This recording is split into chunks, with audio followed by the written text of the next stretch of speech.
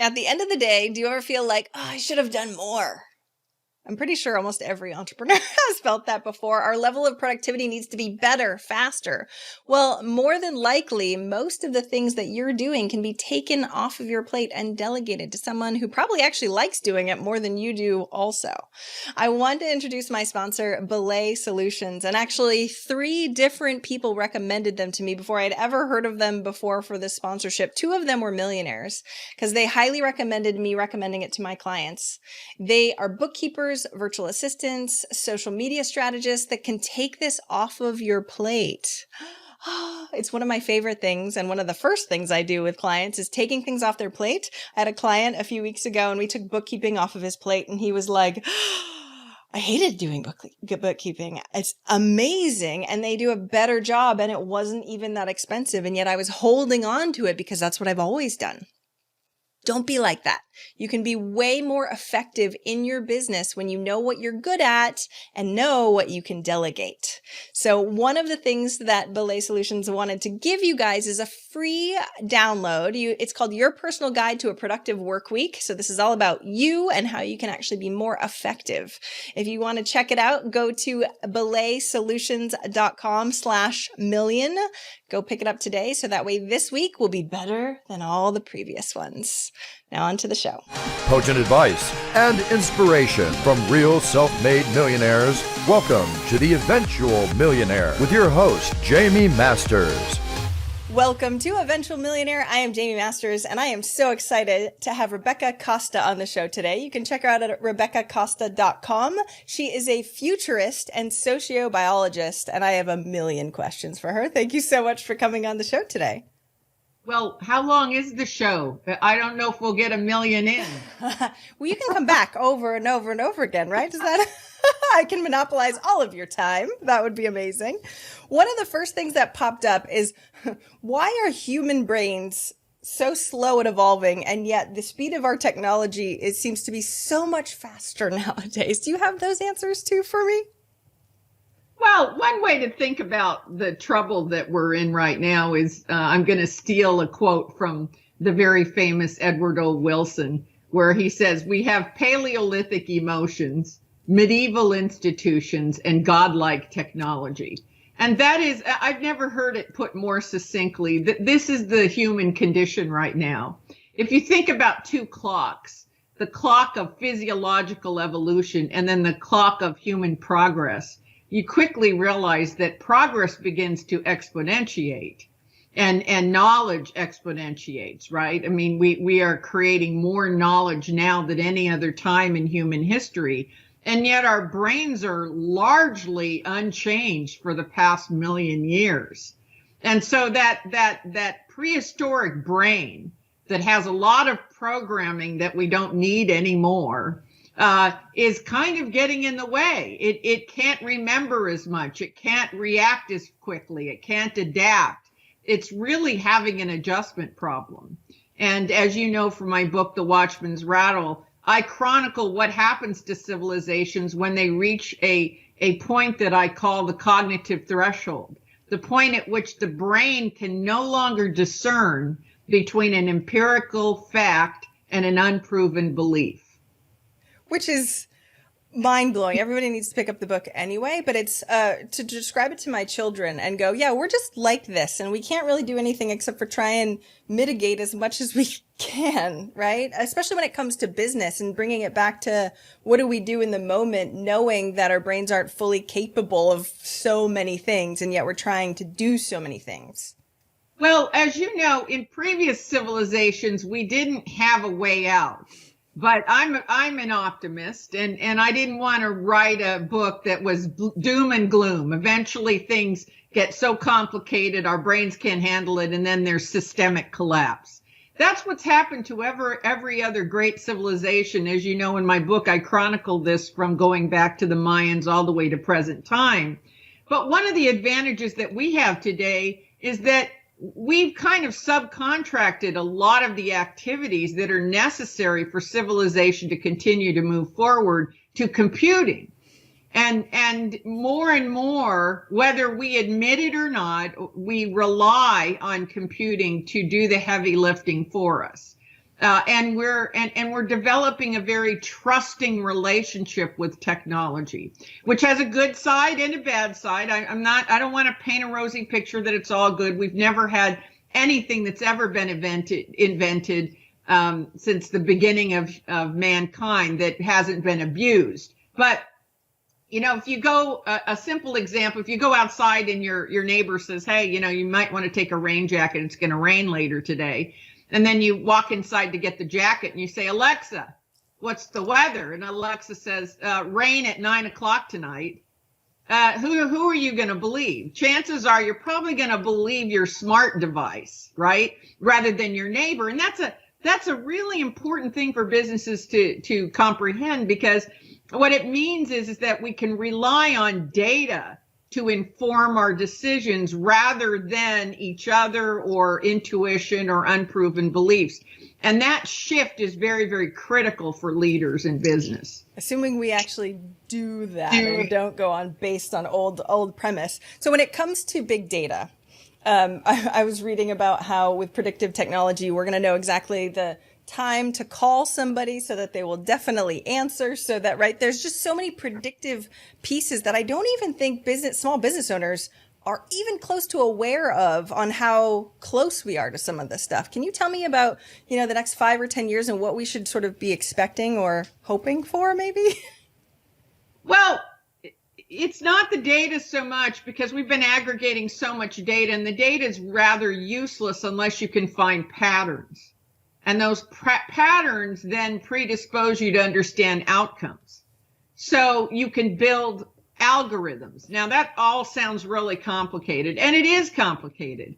But one way to think of it is, if you have 10 data points, you might get lucky and guess what number 11 is, right? But when you have billions and billions of data points, it isn't so hard to guess what 1,000,000,001 is going to be, right?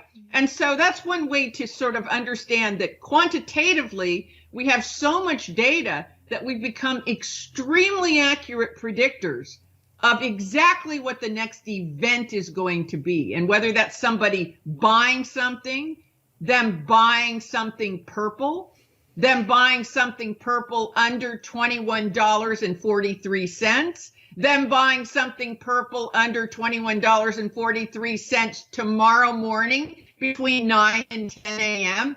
I mean, we're just closing in so that we approach business in terms of the highest probability of making the sale or the close.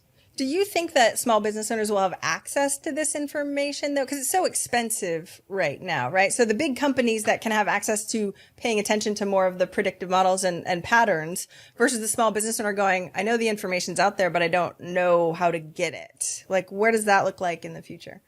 Well, this is where I think there's a need for a service. And I think that the Amazons and the Googles of the world are really looking at being able to provide those kinds of services, because, a small business, a mom and pop shop isn't going to be able to go get some supercomputer to run these kinds of algorithms. But in the same way that, remember that it was only a couple of decades ago that you had to be a big company to have a website. You needed website designers and programmers to make the website. And then suddenly there was a barrage of easy to use tools. And now, a grandma can set up a website to sell cookies, right? So we're going to see these predictive services come into play.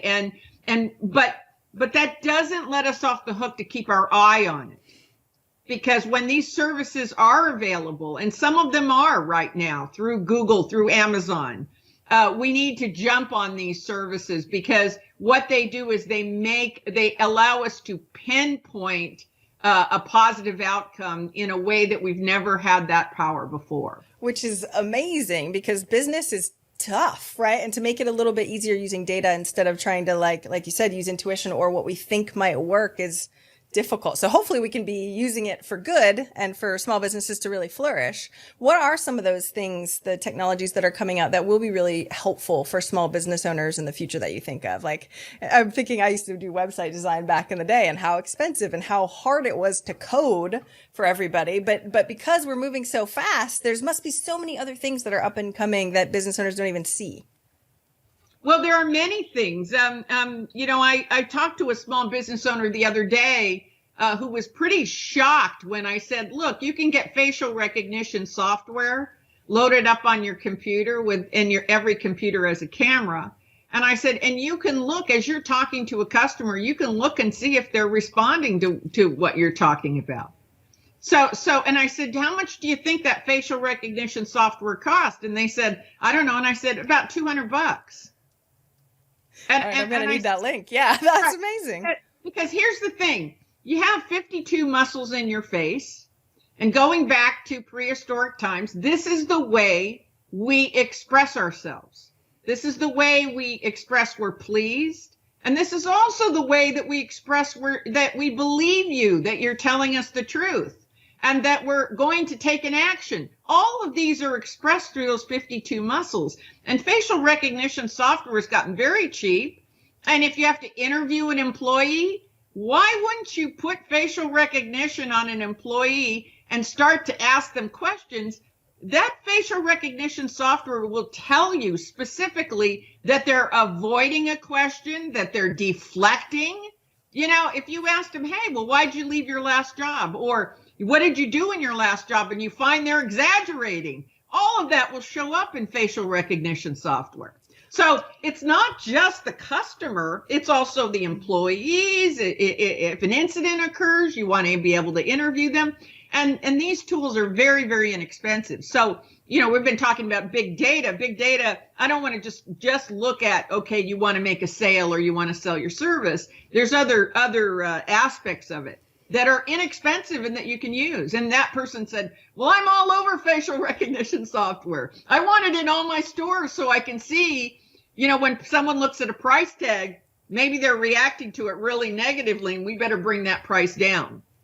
That is awesome. And thank goodness that stuff is coming out, because a lot of small business owners that suck at hiring, like you were just saying, right? The amount of skill set and time it would take for them to learn how to hire well takes a really long time. So these are kind of like shortcuts. Are there other shortcuts like this that technology will help with small business owners that we should be looking for? Well, absolutely. There's all kinds of, you know, first of all, there's security systems, right? There are smart labels that are coming out now, so that if you have a customer that comes in and really wants to know, hey, where did the ingredients of this packaging come from? What were the labor laws? Am I buying, you know, just recently, today, I believe, it came out that many cosmetics were using a particular type of grown, agricultural product on farms in Indonesia where there's regular child abuse and rapes going on. This news just broke today. So if you're a retailer and you're carrying Shiseido and all of these products and that news hits, you're going, well, wait a minute, how many other products am I carrying, right, are based on this? And consumers, particularly young consumers, they care about that. And bear in mind, smart labels are getting to be more and more popular, where you could just take your phone and tap that label and it will take you all the way to the source of every ingredient, including indicating labor laws that governed that farm that produced that ingredient. So, you know, you get a consumer and you may be able to go to them and say, is that something that you are concerned about? And they say yes. And you might be able to tap that label and scroll down to a particular thing that consumer is concerned with, because that really matters to the younger generation. Why do you think that is too? Like, I do see sustainability and really paying attention to where things are bought, right? And the integrity of the companies that we're buying from. Do you think that's just part of our evolutionary process for younger people caring more about that? I think it's all a generational thing based on how comfortable you are with digital technology. I really do. I mean, I'm 65 years old and everybody thinks I'm really hip because, I'm on top, I'm a futurist. And so I have to be on top of all emerging science and technology. But I can tell you that everybody else in my age group is going, I don't really need to know that, as though it's difficult to know it, right? When you're, I think at over 40, you think there's going to be a degree of difficulty, or you're having so much trouble navigating a complex world, you just don't want it. You're kind of self-editing the data, right? Whereas I find that my children are, they're just data hogs. They want to know everything, even stuff that I don't think particularly matters, but, they want to be informed. And so my hat's off to them because they know how easy it is to get to that data. That's a really funny way to put it too. Yeah, even with my kids, they're younger and I'm like, I can't even use, I'm a geek. I have a degree in computers. I used to build them. And yet I have no idea half the crap that they've gotten. I'm feeling like that's too much at this point. But the speed is just so fast right now. I mean, 20 years from now, who knows? I mean, maybe where things will be. Well, everything will be instantaneous and we won't be using external devices. We'll actually be using implants. Okay, let's talk about that. And we're already broaching that. If you look at people that have medical problems, that are coming back from the war, they're using robotic arms, legs. Ray Kurzweil talked about the man-machine meld, and we're already starting to make that transition when you think about trusting Alexa and trusting your nav system. And, most people rank the level at which they trust machines higher than they rank the level of trust they have of their political leaders. That's true pretty much throughout the United States. So you can see that this transition is already beginning to occur. Wow.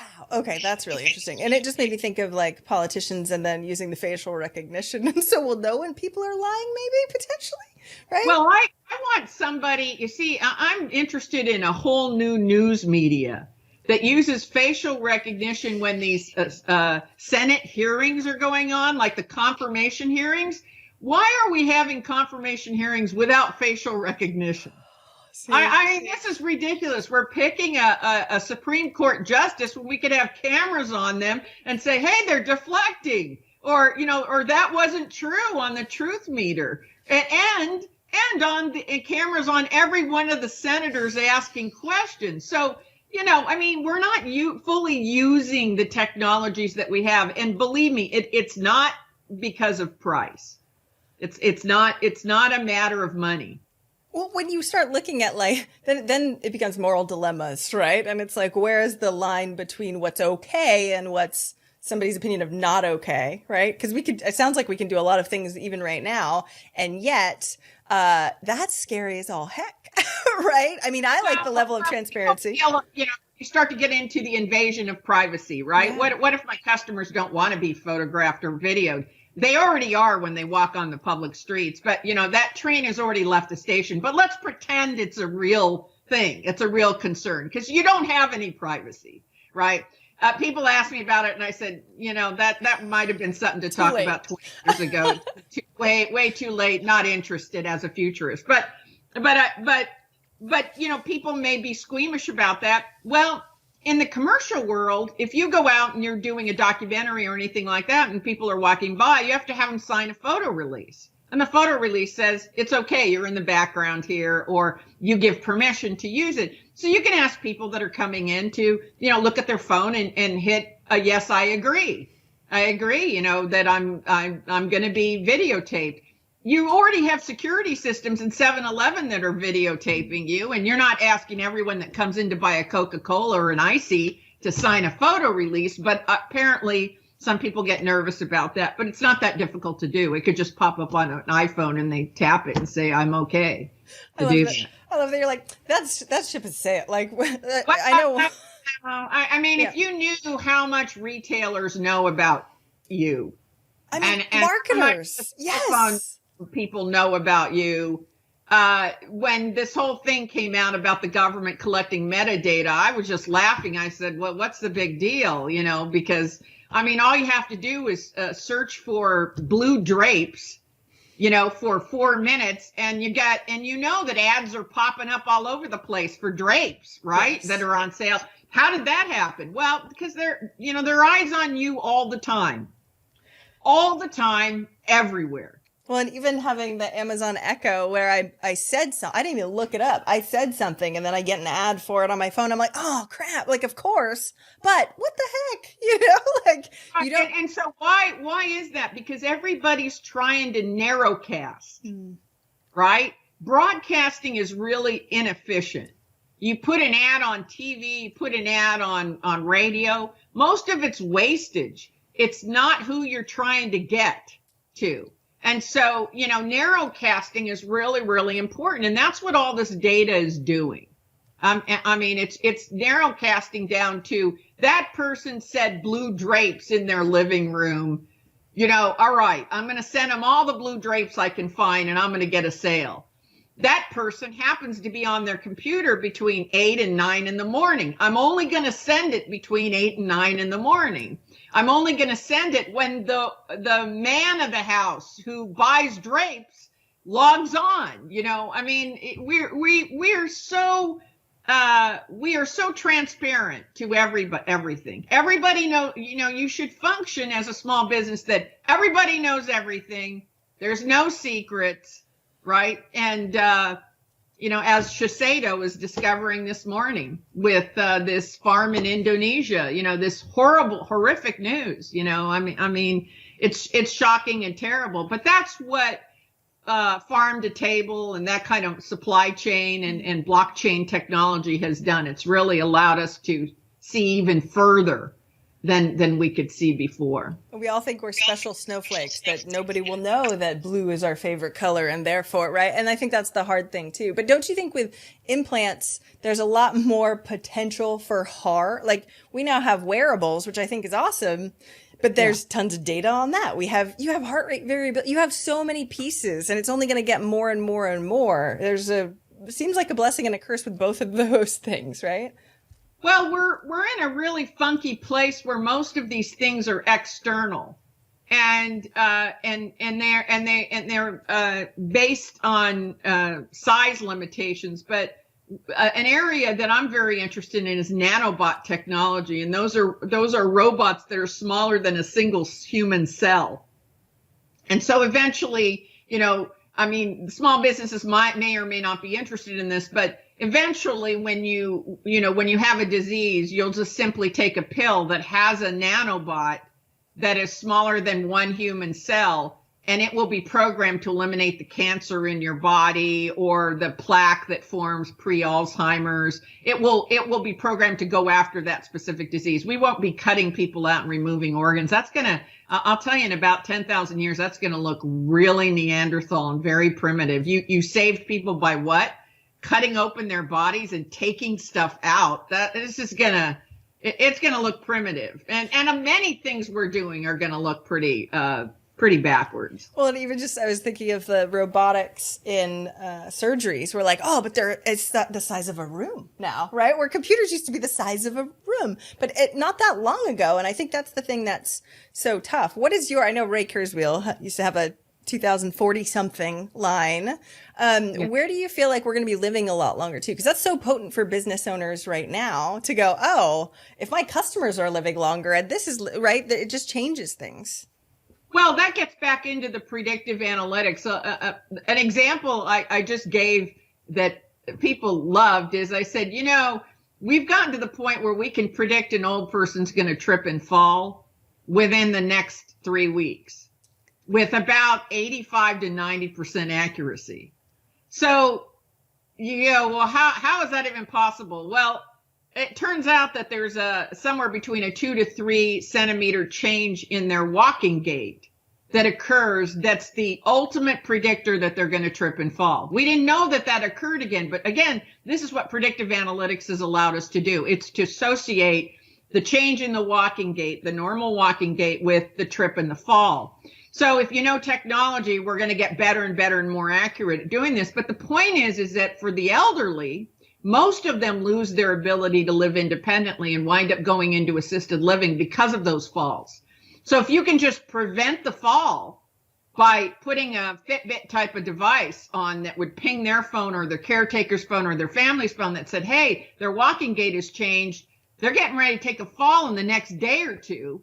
Get them off of uneven surfaces into physical therapy to correct that walking gait, whatever, and avoid that fall. We found that we can keep the elderly living independently anywhere from 3 to 5 additional years. So that gets to not just the medical health, but the prevention of what causes people to deteriorate. And so now we have better and better models about, what obesity does to shorten your lifespan, what diabetes does, what depression does to shorten your lifespan. We're getting to know those things. And as we get better and better and dial those in, the longevity is going to get longer and longer. And you know what? We need different types of products for those people. Yeah, I love this. It's also seems so science fiction, even though it's not at this point, right? So when you're talking about nanobots, what's the timeline on that? I know you said 10,000 years, but when do you think we'll actually start using it in a way that will really be impactful? We're already using them. We've already used them in Norwegian rats, I believe in I don't remember which country right now, but we've already tested nanobots to remove the plaque that forms pre-Alzheimer's, and it was 100% successful. Wow. The robot removed the plaques and turned itself off and was eliminated through urine. So, we know it works. When will human trials begin? Not for a while, but as a futurist, I'm the first to admit I'm always wrong on my timetables. I always think that something's like 5 years out or 10 years out, and then all of a sudden, it's available on Amazon in 1 year. So I'm not a good predictor of timetables. I'm a good predictor of what's going to happen, but not of when. I always think there's more time. Yet until we have predictive models for our predictive models, right? So what's coming. I'm way off on my time. It always happens much sooner. It always happens much sooner. It's just interesting that you say that. I know a lot of people talk about Ray Kurzweil's thinking that it's sooner than it really is, but you're saying you're wrong on the sooner side typically. I am. I'm always wrong on the sooner side. Wow. It always happens much faster than I anticipate, and that's because there's a quickening that goes on as you exponentiate. The speed of change begins to quicken. Okay. Can you give me like the next 5 or 10 years-ish? Especially because we're business owners especially are in this rocky road of COVID and pivoting and changing. And not only that, but technology is still moving forward. And we're in this weird, we've always been at this weird thing with technology recently, but especially 2020, like it's been creating a whole bunch of change. So 5 to 10 years out for our civilization, what are you seeing both on the tech side, but things that business owners would care about? Well, we knew that the internet was going to play a big role, and that's going to now be accelerated by 5G communications technology. So what's going to happen now is that machines are going to speak to other machines, and there won't be a human intermediary, and that has a really big effect on how businesses are run, because it basically means you'll be searching for things on your computer, and you'll put in your computer will get to know your criteria, and then somebody will send your machine blue drapes that are in the price range you want and that are perfect for your windows, and your machine will buy them, and it will not require you to edit and to be part of that process. So consumers will become machines will become consumers. You'll be actually appealing to a machine from your machine. And that's the big change that will occur within the next 5 years. And the only thing preventing that is really 5G. The way I explain it to people is that cars will no longer have drivers, right? And you'll be driving along and your car will tell the car next to it that you need to move into the left lane and make a space. And in that way, machines will be talking to other machines, and they won't be controlled by humans. Which is a gift in some ways, it seems like, especially when it comes to car accidents and stuff like that. But what about like emotional buying, will we not have, like, if it's machine to machine, where does the impulse buys and where does the more of the human psychology come into play on any of this? Don't underestimate the machine's ability to know what your impulses are. It predicted everything. Darn it. You know, we're barely out of the caves, and you know, our impulses are pretty primitive and transparent. I don't think that's a big challenge for an AI machine. I know, it's funny. Like, even Uber Eats, my parents are just like, it gets delivered, right? But I still have to hit the buttons. But I just want them to know what I'm feeling like eating. Well, and just have it it is going to know. And again, you'll have internal devices. It'll start externally, but you'll have internal devices that'll be communicating to a hub, and that hub will be talking to other machines. And it'll be monitoring everything. It'll be monitoring your hormone levels, your health levels. It'll be monitoring your joy levels and whether you're unhappy with something. You know, you may open up those drapes that were ordered without you and you're not happy, and immediately your machine is saying, we're sending them back. We'd like a full refund. I mean, it's taking care of everything. You're like, so, yes, good. This is like the Jetsons. Yes, I want everything to know everyone. But on implants, would you get an implant? Like, if they had one soon, would you get one? Or are you worried about that technology too? I am up for everything. As a futurist, I'm open for everything. So yes, as soon as there's an implant, I'm top of the list to try to get one. Yes, absolutely. See, I've always joked that I don't want to be in the alpha trials. Like, I'll be in a beta group once they've really tested a bunch of other. I just feel like there's so many problems that can go wrong in tech also, that of course once they get good at it, but we can't even keep our internet working right now, right? That is true, but you have to remember there's an age difference between us. You know, amongst EU insects, the elderly are always sacrificed first.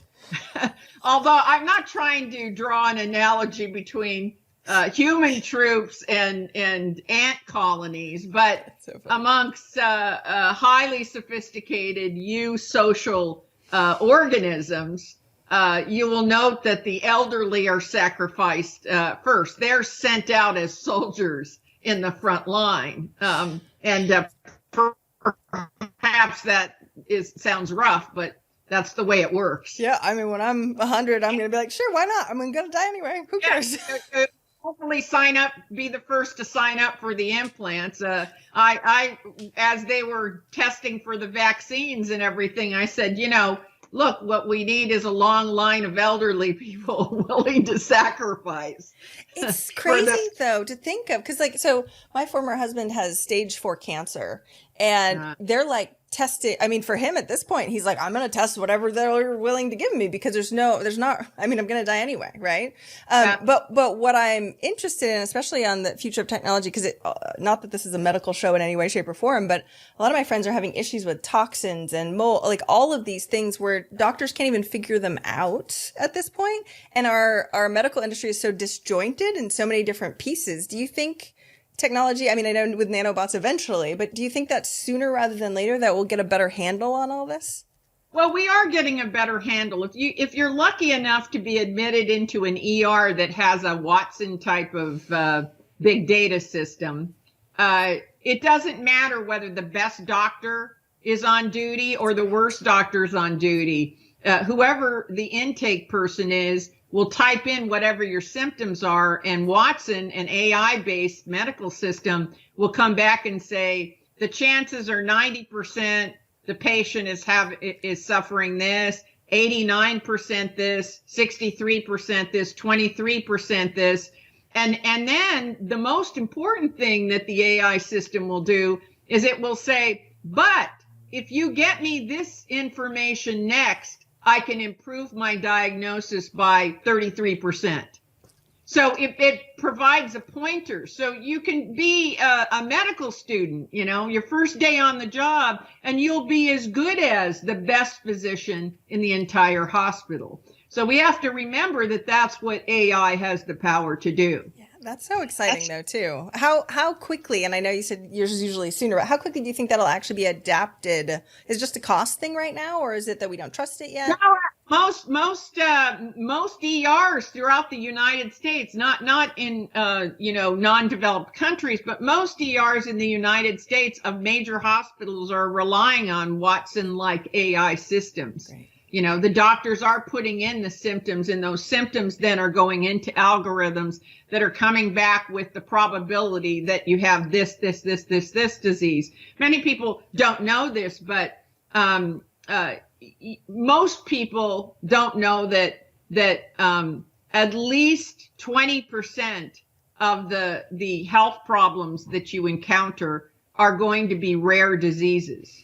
Rare diseases in and of themselves are rare, right? And hard to diagnose and usually take up to 7 years to diagnose. Yeah. But when you combine all the rare diseases, there's about a 20% chance. So if you think about it, 20% of the ill people are going to go through this horrendous journey of 7 years of trying to figure out what's really wrong with them. And my bet is at some point they'll wind up in a psychiatrist's office who's telling them nothing's wrong except you just think something is. It's all in your head. Yeah. But using AI algorithms, there's a company, I'll have to remember the name of it later, but there's a company in Silicon Valley that basically said, well, why can't these rare disease experts all be able to go on a site and you load up all your symptoms? If you're a year or two and they haven't been able to figure out what's wrong, load up all your tests and these specialists will be able to tell you if you have a rare disease. They've cut that time down from 7 years to less than 6 months for diagnosis. For this stuff. Yeah. I mean, it's information that we have. It's just, what was that? And a couple $100. And there's another example of, it's not the cost. It's just getting it used and getting the availability out to other people. I love talking about this stuff. Okay, do you think we'll be needing to use our brain less as far as information processing because we're going to have other external? No, our brains are going to be in full use, full power. As you know, at the end of my book, I talk about brain fitness. There's a lot of evidence that brain fitness tools, particularly those that were developed by neuroscientist Mike Mersnick out of the University of San Francisco. He was the first guy that really looked into the adaptability of the brain. When you have brain damage, sometimes other parts of your brain take over whatever that function used to be.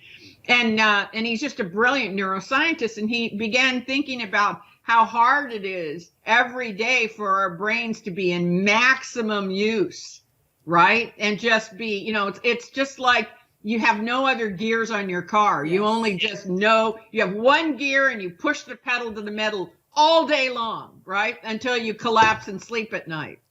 And some of us don't even get proper rest on top of that, right? So when you really look at that, you really have to give your brain all the help that you can give it. And one thing to do is to spend 5 to 15 minutes using brain fitness.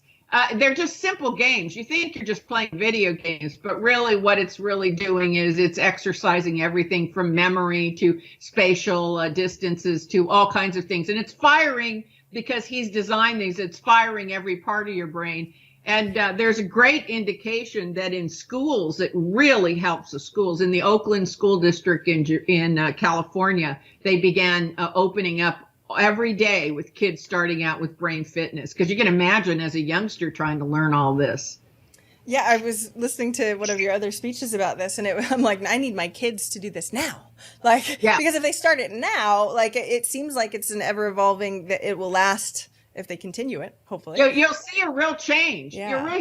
And even as a business owner, when things are moving this fast and feel really uncertain, and you've got to take data and you've got to figure out what to do, it's just so taxing, because it's not just the stress, it's just overload on your brain to go, hey, I got to figure this out.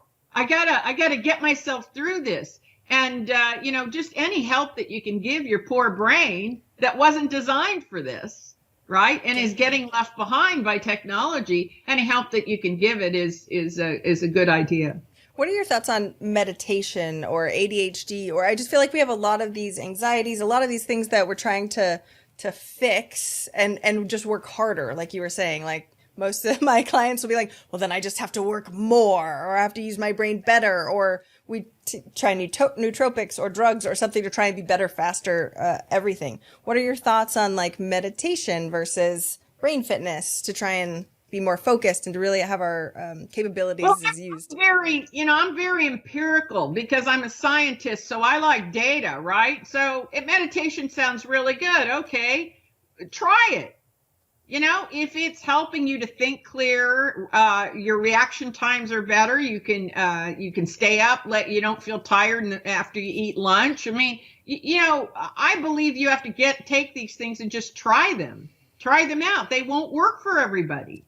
For some people, they'll work very, very well. There's a new app called Calm. It makes you spend 1 minute and not do anything, right? Well, it's a little artificial because, try and stop you can stop all the devices and everything around you, but try to stop your brain. There are gurus that have spent their lifetime trying to shut their brain off. Yeah. So, there's a lot more to it than the little Calm app, but try things and then see what is working for you.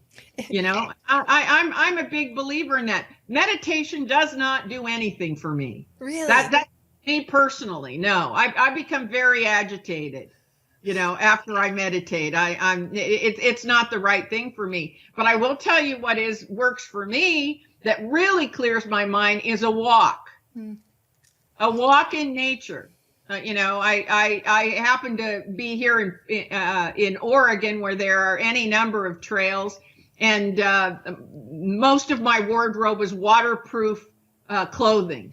I throw it on, I throw my waterproof boots on, and off I go. And I happen to have a 1-year-old yellow lab that loves the water, so off we go. And I notice that when I come back, I'm able to solve problems much easier.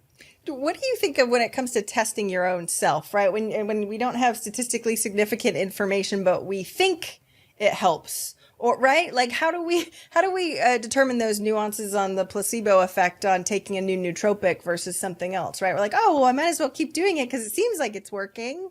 Well, you need an empirical test, right? So create some math tests. Go online and find some math tests, and then time yourself and see how long it took you. That'd be a good benchmark. Maybe one morning it took you 10 minutes and the next morning you took a walk before, or you did some brain fitness exercises and it only took you 4 minutes, right? Then do it again and again. And if it's 4 minutes, 3 minutes, 2 minutes, you're going, all right, I have empirical evidence. Don't look, we like to believe what we like to believe. If something's fun, we want to believe it. If we like it, if it makes us look good, we want to believe it. We want to believe what we want to believe. Be sure that you're not just falling into a trap of talking yourself into something that isn't doing anything for you. Look for empirical evidence and be a scientist. Devise an objective test. And 9 times out of 10, it isn't too hard. I love your perspective. Okay, so one other question. When it comes to small business owners, especially with everything that they have going on, should they be reading, besides your book, of course, what should they be reading or paying attention to really know what's coming? So that way they have a little bit more time to adjust for what we're going through. There isn't going to be any more time to adjust. These kinds of things. Okay. We're not living in a fantasy world. So let's just be honest about it. These kinds of things are going to come, right? There'll be a crash of the dollar. A war will ensue. A 9/11. There'll be a virus that shuts us down. A mass shooting will happen in your town. Something will happen, right? To disrupt you. So what is your strategy to deal with that? You must be diversified. The number one rule in nature, right, for survival is any drive toward singularity is a drive toward extinction. I'm going to say it again. That's the one rule that businesses need to remember. Any drive toward singularity is a drive toward extinction. That's why we have lots of types of birds, lots of ants, lots of varieties of fish, so that when the environment makes a sudden shift, all of them won't be wiped out. Chances are a couple of them will have what's compatible with that environment, and some will thrive and some will barely hang on, but they'll make it. So we have to remember that 99.99999% of all the species that have been on the planet are no longer here.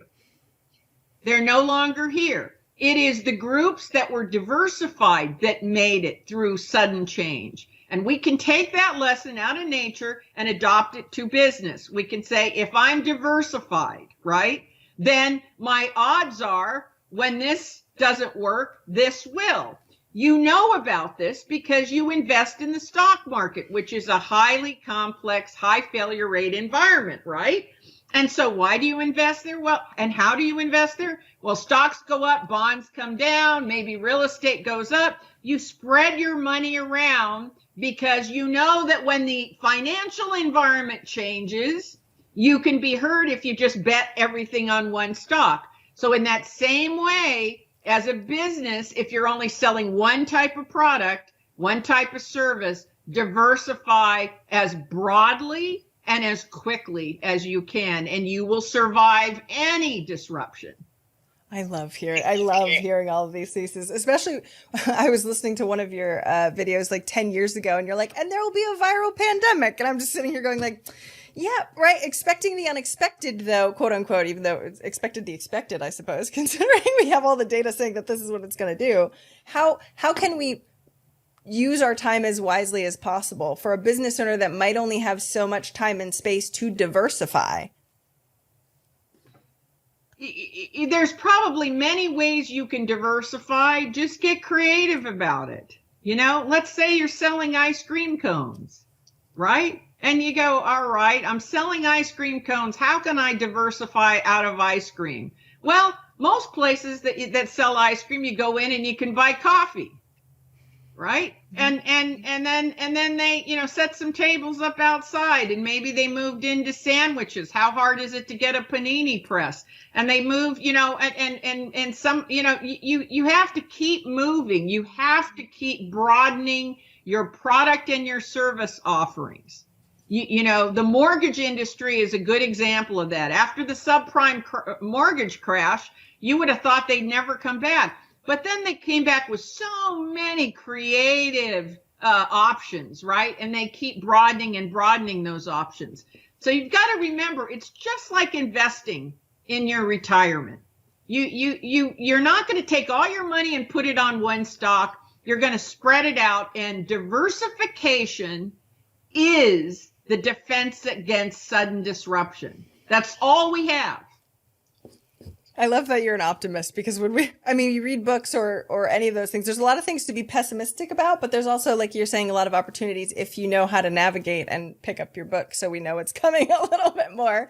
So well, that's exactly right. I'm consulting with Abbott Labs right now. So Abbott Labs was the first to get the 5-minute test out, COVID test out, right? By adapting one of their existing test mechanisms. But if you look at Abbott Labs, it has a pharmaceutical arm. It also makes Pediasure, Ensure, all of these nutritional supplements, supplemental drinks. You know, if you look at Abbott as a company, it's very, very diversified. And as a result of that, when COVID hit, maybe the pharmacy group didn't do so well. Maybe the diabetes testing wasn't, you know, taking off as much as fast as they had hoped.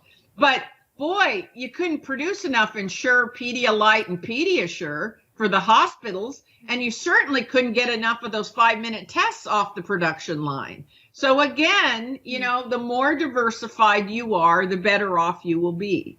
I love this. I know we have to start wrapping up, but again, we didn't get to 1 million questions, but you know, we'll put a pin in this one for right now. $1 million? Close, right? Pretty close. You're a scientist. You should have been counting. No. Well, I'm sure we can go back and find out. When it comes to this week, because we only have so much time, what's one action listeners can take this week to help move them forward towards their goal of 1 million? Spend some time thinking about how you can diversify your products and your services. You know, some real time getting creative about it. What else could we offer and continue to offer that would tax our resources as little as possible? And I bet there's a lot of ideas in particular that will come from the frontline employees. Ask them, what else could we offer? Right? And get creative about it. Yes. Business owners are supposed to be creative. Come on, go use your visionary expertise to diversify so you might still be alive after all the craziness that's going to be happening. That's right. And as a backup, if you really don't have the resources to diversify that way, then collaborate. We are great collaborators when we face danger. That is our heritage as a human organism. And so, we always see these movies where a meteor is going to hit the earth and then all of a sudden there's no war and all the countries that hate each other get together to figure out how to deal with the meteor, or aliens from outer space or whatever. We love those movies because we're natural born collaborators. So as a small business, those people that used to be your competitors, they're not your competitors anymore. They're people that you can come together with and perhaps share resources. And together, by joining together, you'll be a diversified group. Great perspective. Thank you so much for coming on the show today. Where do we pick up your book and where do we find more about you online? You can just go to RebeccaCosta.com. And there's, as you say, there's lots of videos and lots of information there. And we have a blog that we update periodically. I really, really appreciate you coming on the show. Thank you so much. Well, thank you for the good work you're doing. And hello, everybody, and stay safe. If you enjoy this show, I would really appreciate your wonderful words of feedback. Go leave me a review. I would love a rating, whatever you can do in the time that you've got. I would so appreciate it.